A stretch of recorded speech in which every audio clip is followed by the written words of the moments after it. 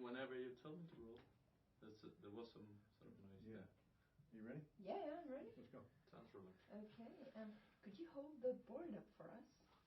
By board, I mean the iPad. A little bit higher. Yeah, perfect. Thank you very much. And then if you, that height as well, could clap for us, please. Thanks for coming. Okay, And, let me just come a little bit forward on your chair. A bit more. It's a precise thing, this, isn't it? Very precise. And a bit towards your... Just because I have no room, because the picture's only a certain size. Mm-hmm. Hence, Do I need to move over? Perfect. Amazing. Well, that looks good. Triple check. Ship an engine trail shooting right past your chin. It's good. Is that? Looks good. All right. Reporting from space. Okay, let's get this over with. Okay, so your name and just so we have it. Yeah, are we doing the usual my name and my job? Serial, yeah. Yep. Okay. You know I always struggle with this one. My name is Paul Jones. I'm one of the art directors here at Foundry 42, working for Cloud Imperium Games. And we're going to talk about the Banu Defender. Mm-hmm. Yep. The Banu Defender. Yes. This is the sort of the escort fighter to the Merchantman. Obviously, fans who have been following the project know about the Merchantman. And we've slowly making progress on that. And we've had to take, or we haven't had to, we've wanted to take sort of some styling cues from the work that we've done on the Merchantman and use that as a springboard to work on the Defender. And so it's been a good ship basically. It's always exciting to work on something new.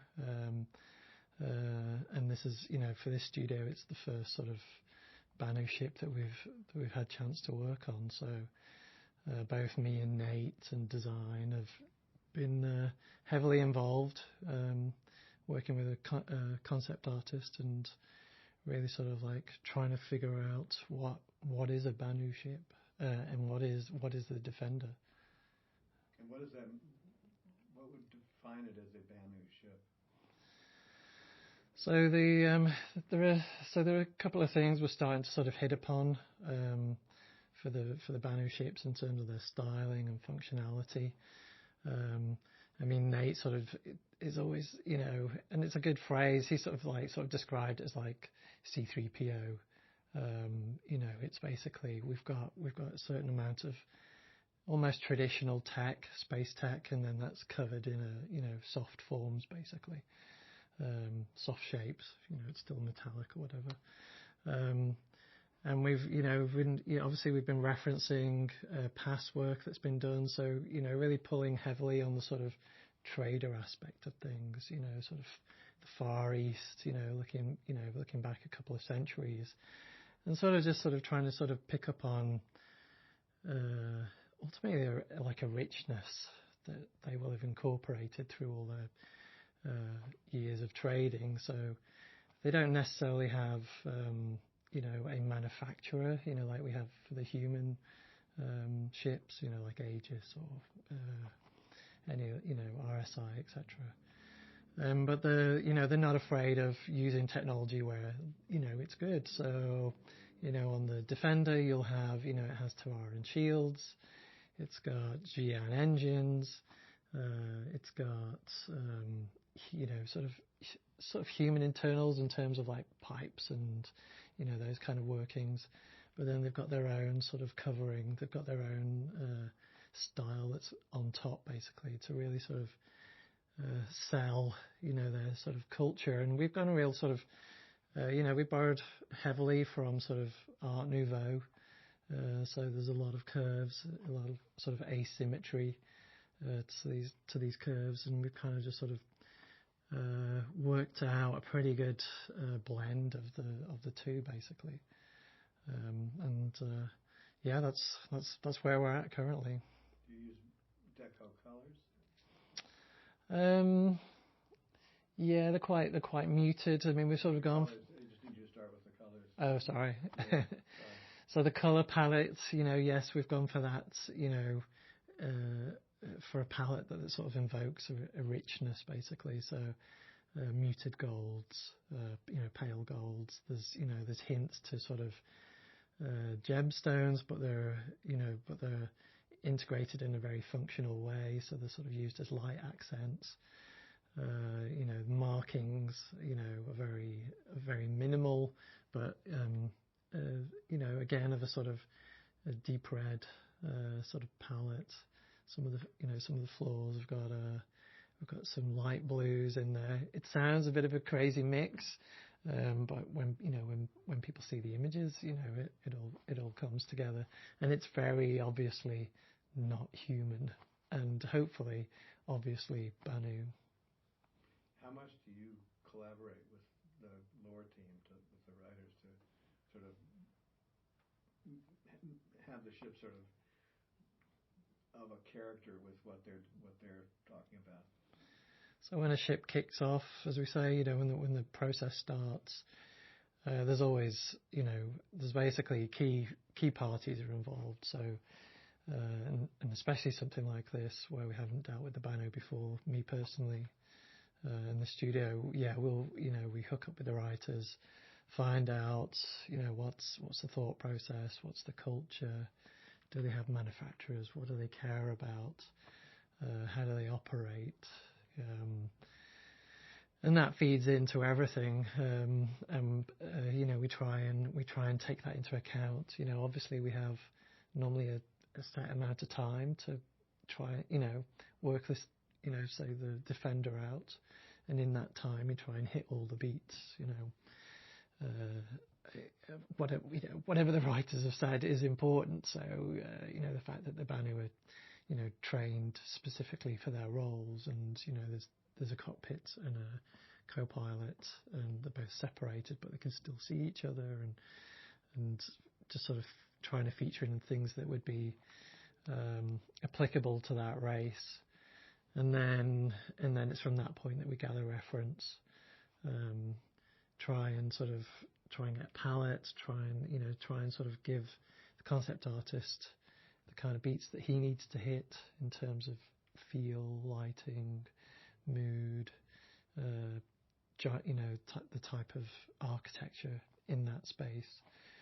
And then it evolves basically. You kind of have a direction, and it, you start off, and then it sort of widens, and then you bounce around in that sort of cone of vision basically, and hopefully, you arrive somewhere good. So you said that the Banu are traders, but the ship is called the Defender, which is military. Yeah. So the ship is it's an escort fighter. So from what I'm led to believe, they're not essentially an aggressive race, but of course, if you've got a ship fully laden with cargo and a lot of valuable or expensive things, you're going to want to take care of it, and you're going to want to look after it. So the Defender does have some armament to it. I think it's 4 S2 guns on it, but they're all quite discreet. Then it's not this thing that's bristling with armor. It's more that it's folded into the design more, or can be revealed. And then it does have some missiles, but it's not fully laden. But it'll a group of those, and they should be able to take care of business. Is there an advantage to? Can we do this one again, please? This last bit. Sure. You didn't like the lawnmower? Not very much. All right. What was the question again? The question was, you talked about the Banu as traders, but the ship is called the Defender. Yes. So yeah, so the ship is called the Defender, and it literally is that. It's not an aggressive ship. I mean, it's a very unique looking ship. but all its weaponry is kind of discreet, keeping in with that whole sort of trader philosophy, sort of, keeping their secrets basically, or, don't really not everything is out on show basically. And it has some missiles and definitely, with a group of those defenders, that you'll be able to take care of any trouble, because obviously you're there to support the merchantman. The merchantman hopefully will be full of goodies, whatever it is, treasures and all sorts of things. So yeah, you don't want to be flying around without some kind of complement of security. And even though it's an alien ship, it's flyable by humans. The cockpits would be recognizable. Yeah, so as all things in Star Citizen, it's open to being evolved. So we're at the first, what I call the first stage of development of the interiors. We've done a cockpit, and it, there's a lot of familiarity in there basically. So that it's nothing too wild, but it definitely does look different to the human stuff. And again, there we've sort of slowly sort of fed in the sort of gold palettes, but it's kind of reduced to about 20%. It goes more muted greys, just for a more sort of somber, less distracting experience.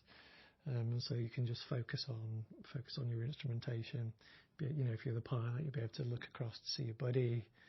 I guess you'll be able to wave, whatever you want to do. And so yeah, but it will still feel distinctly Banu. Is there anything